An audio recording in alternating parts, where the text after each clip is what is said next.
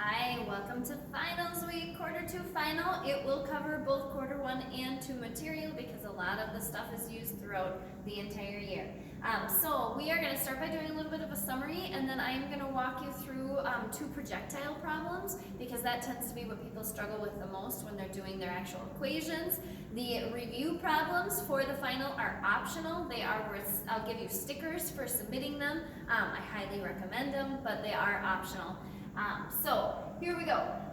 Looking at the conversion factors that you have to be able to work with, we know that there's 100 centimeters in a meter, 1609 meters in a mile, 3.28 feet in a meter, 1,000 grams in a kilogram, 2.54 centimeters in an inch, and 2.2 pounds in a kilogram. Okay, all of those are on your equation sheet for you, but just making sure that you have them close using this summary as you're working your way through the final sometimes helps people out. Looking at different types of graphing relationships, direct means they do the same as each other. So if one variable goes up, the other goes up. That would be the pink line right here.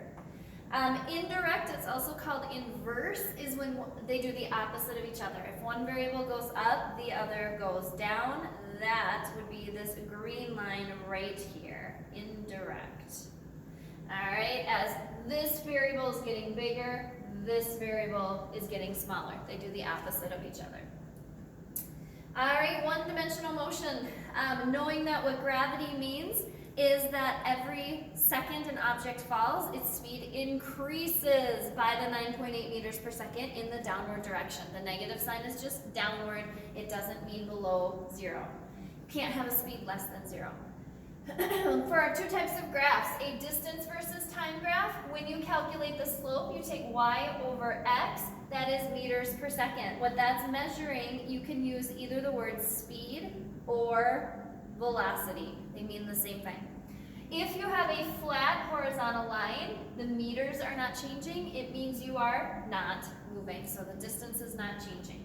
If you look at the other type of graph, velocity versus time, when you take the slope, meters per second, that is meters per second squared. That is acceleration. So if it's sloped upward, you're speeding up. Sloped downward, you are slowing down. If it's a flat horizontal line, it means you're moving at a constant velocity or constant speed. When you take the area under the graph, that's when you multiply. So if you want the area from here, you're going to take this side, meters per second, times this side is seconds. When you take a meter per second times seconds, those seconds canceled out, you're left with just meters, which means you have found the distance, the total distance traveled, by finding the area under a velocity versus time graph. Okay, everybody's favorite, projectiles. So we have 2 types of projectiles. We have the projectiles that are shot horizontally, which means they have some type of a push or a velocity in the x direction, a vx, and then gravity makes them start to fall in the y direction. Okay, the initial velocity in the y direction, there's no push up or down, so it's 0. And the acceleration in the y direction is always, for everything, in the y, up and down. Acceleration is always because of gravity, negative 9.8. When a projectile is shot at an angle, we have a slightly different way of working our way through it. And that's because instead of just starting here and coming down, we have to go up first and then back down. In order to get up, you have to have an initial vertical velocity, a VIY. In order to move to the side, you have to have a Vx.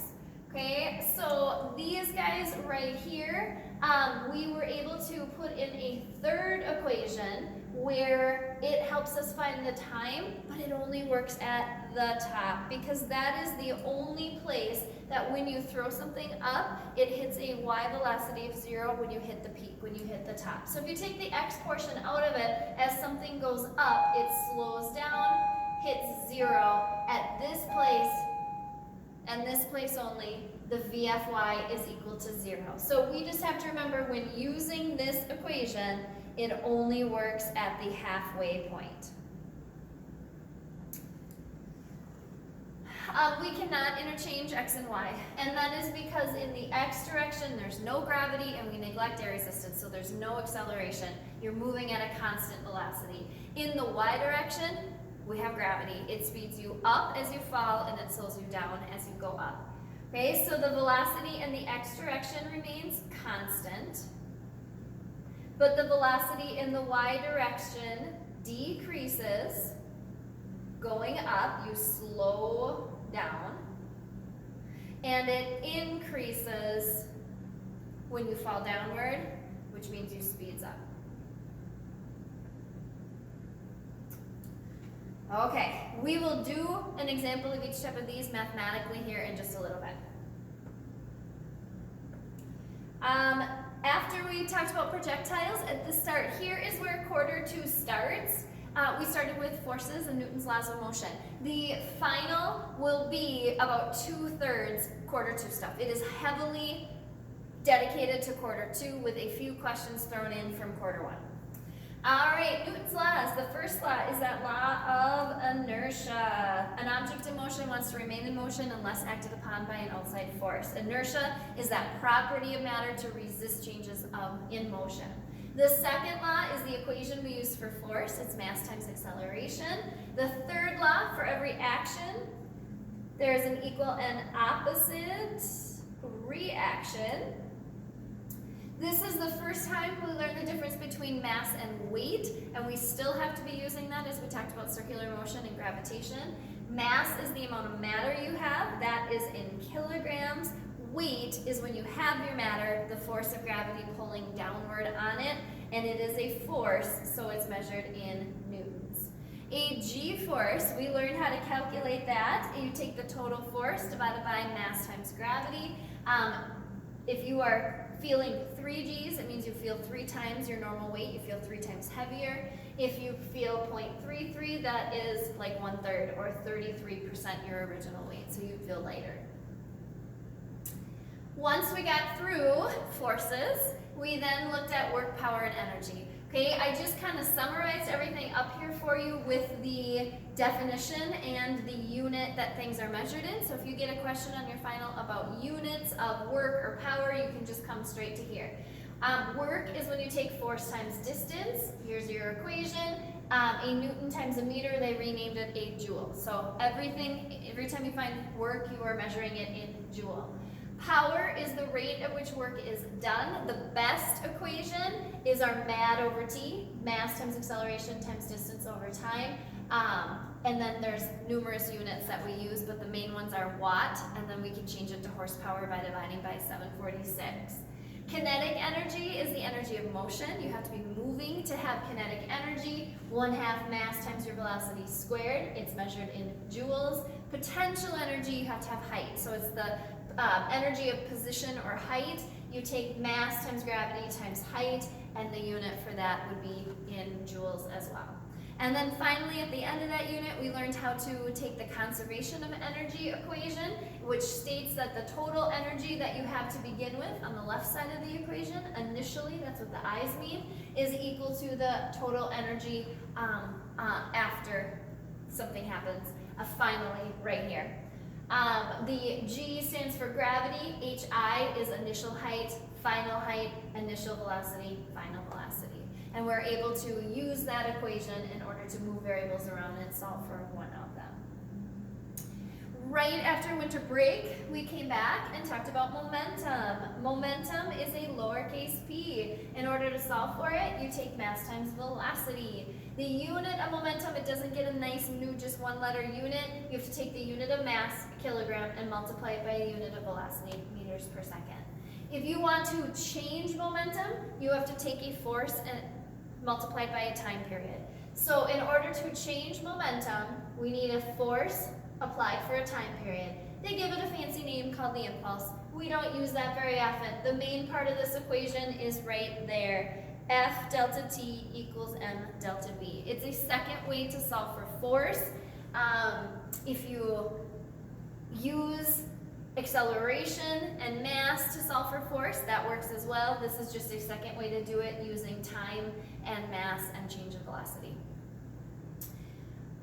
For conservation of momentum, we learned that the total momentum remains constant during a collision. So when two things collide, the momentum going into the collision has to equal the momentum leaving, like a bowling ball hitting pins. It transfers momentum to the pins, they go flying off. But the total that it started with has to equal the total that it ends with. The three types of collisions. The one that sounds exciting is an explosion. It's not actually a collision. It's when they start together at rest and then they move away from each other in opposite directions. When two objects collide and bounce off, they stretch apart. It's elastic. And when two objects collide and stick together and move off together, they do not stretch apart, so it is inelastic. All right, and finally, what we've been spending the last couple of weeks talking about, circular motion and gravitation. We didn't actually do pendulums. I forgot to get rid of that piece right there. All right, capital T, that stands, it's a fancy word for it is period. It is the time it takes to make one revolution. When moving in a circle at constant speed, you can accelerate, not because you're changing speed, but because you're changing direction. In order to accelerate, you can have a change in speed or direction. We're used to it being speed, but when you're moving in a circle, your direction is constantly changing. Number 3, centripetal force is the force required to move in a circle. What feels like an outward push when you're moving in a circle, if you hook a sharp left when you're driving, that's not actually a force, it's just inertia. All objects attract. The force of that attraction depends on two things: mass, how big they are, and distance, how close together are they. As you move further from the Earth's surface, the acceleration due to gravity decreases. It gets smaller. As you move higher and higher and higher from the surface of the Earth, you have less pull of gravity on you. It's a smaller number because you are getting further away. And then to find weight, which we used in forces as well, you take mass times gravity. The main equations that we used for this, when you want to find something moving in a circle at constant speed, we use our V equals 2 pi r over t. Centripetal acceleration, centripetal force. These two right here tend to be the ones that we use the most. Solving for centripetal force, you need mass times v squared over r, the radius. Then we looked into some of the orbiting and the gravitation things. The gravitational force of attraction, being able to solve for that, you need this capital G. A reminder that that capital G, it's the gravitation constant, 6.67 times 10 to the negative 11. It's always that number. We have it stored in your calculators as alpha G. You need to know masses of each of the objects, and then you need to know the radius, the distance to the center, and square it. Weight, mass times gravity, we put it up there as well. And finally, our equation to find gravity anywhere, little g stands for gravity. You need to multiply it by capital G times the mass of the object creating the gravity, usually the Earth, but maybe the sun, a different planet, the moon, whatever's making the gravity. It's never you. You can't get things to orbit around you. You're not big enough. And then r is the distance to the center of the object. Okay, from here, so that's a summary. You can use that along with your notes on the take-home final if you would like to. From there will be math equations for you to solve on the actual final. 2 of them will be projectiles. You'll have one horizontal projectile and you'll have one at an angle, so something that goes up and down at the same time. We're going to do an example of each just so that you have them fresh in your memory. The rest of these review problems, they are optional. If you get through the first 4, you get 1 sticker. We're going to do 2 of them together. So to finish off number 3 and 4 and get that submitted, you'll get 1 sticker. If you do 5 through 9, which are a little bit shorter ones, you'd get another sticker. You can do 1 through 4, you can do 5 through 9, you can do both, you can do none. They are optional, it's not for points. I am giving stickers though to say, they're highly recommended, so if you do them, I will put some extra stickers in your envelope to give you when you come back to school. Okay, projectile motion. A plane is delivering insecticide to crops. It's traveling horizontally at 20 meters per second. So its Vx is 20 meters per second. It's dropping something. We want to know if it starts at a height, that's delta y, of 51 meters, and it drops something, how far away, delta x, is it going to land. So if it drops out, it's going to come out with a Vx in this direction and come down like that. All right, we do have to remember two things. For a horizontal projectile, VIY is always equal to 0, and the AY, acceleration in the y, is always negative 9.8. We can use two equations for horizontal projectiles. Delta y equals VIY delta t plus 1/2 AY delta t squared, and Vx equals delta x over delta t. Those are the only two equations that we have to work with. Okay? Knowing delta y, the Vx, VIY, and AY, we're going to use one of these equations to solve for t. That's going to be that one. And then we're going to use the other equation to solve for the variable we're looking for, which is delta x. All right, switching colors. First, before I even get into it, VIY is equal to 0, so I'm just going to cross that out. Anything times 0 is 0, so that whole first chunk is going to disappear. All right, delta y, 51. Technically, because it's moving downward, it's going to be a negative 51. I throw that negative in there because it cancels out the other negatives, so your calculators will take the square root. It's equal to 1/2 times gravity times t squared. Okay, you can either multiply those first, get negative 4.9, then divide them over, or you can kind of do it all in one swoop on your calculator. But you need to take the negative 51, you need to divide it by the 1/2 and the negative 9.8, and then you have to square root. When you do that, you should find that the time it takes for it to fall, I want to say 3.23 seconds. All right, from here, we now are ready to use our second equation to solve for delta x.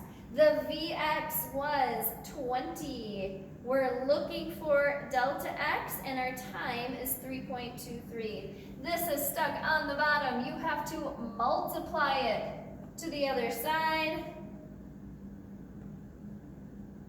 to cancel it out. So in order to find x, you need to take the 3.23, multiply it by the 20, and you should get 64.5 meters. All right, that's a horizontal projectile. For number 2, we're going to be looking at an angle projectile, one that goes up and then comes back down. We just have to be careful because some of our equations only work at the halfway point. All right. We throw a football at some angle and it lands 28.3 meters away. That is all the way over here. That is delta x, 28.3 meters. It lands 3 seconds later, so my full time is 3 seconds. I'm going to right away cut that in half. Half of 3 is 1.5. I'm going to put my time up on the top there, so I just have my time already at the halfway point and all the way at the end. I want to find the velocity the ball left with. We do have to find the components of the velocity, the Vx and the Viy first before we use Pythagorean theorem. Okay, so right when something leaves, it leaves with an actual velocity, that's the hypotenuse. It is a combination of the Viy, the velocity needed to get it off the ground, and the Vx, the velocity needed to push it in the x direction. We can use a triangle to help us find those 3 things. Viy would be the up and down, Vx side to side, the hypotenuse is the actual velocity, that's what we're looking for, and then we can solve for the angle inside as well. All right, easiest one, use the Vx equation. Vx equals delta x over delta t. We have delta x, we have delta t. We take 28.3 divided by 3, type that in for me, and you should end up, I got like 9.43.